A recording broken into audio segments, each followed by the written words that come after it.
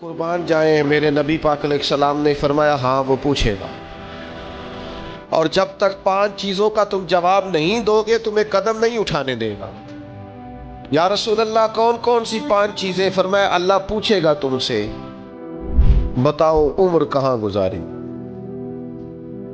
بولو میں نے زندگی دی، صحت دی، عافیت دی، کہاں کہاں بتا کے آئے وقت؟ اور اسی پر دوسرا سوال یہ کرے گا مالک کہ عمر کا بہترین حصہ تھا جوانی کا، جب تھکاوٹیں نہیں ہوتی تھی، جب کھڑا رہا جا سکتا تھا، محنت مشقت جدوجہد ہو وہ بہترین حصہ جوانی کا کہاں گزارا؟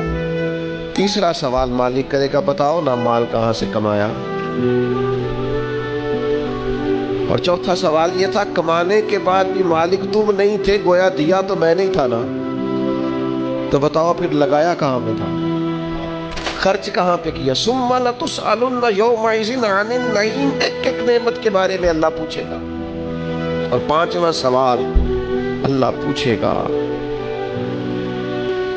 بتاؤ جو تم جانتے تھے تم نے اس پر عمل کتنا کیا؟ جس کا تمہیں پتا تھا، جس کا تمہیں شعور تھا اس پر تو اللہ سوال پوچھے گا۔ اب یہ کیوں سوال ہوں گے وقوع قیامت میں؟ یہ کیوں پوچھا جائے گا کہ قیامت کے دن کی جزا سزا کا خوف ہو بندے پر۔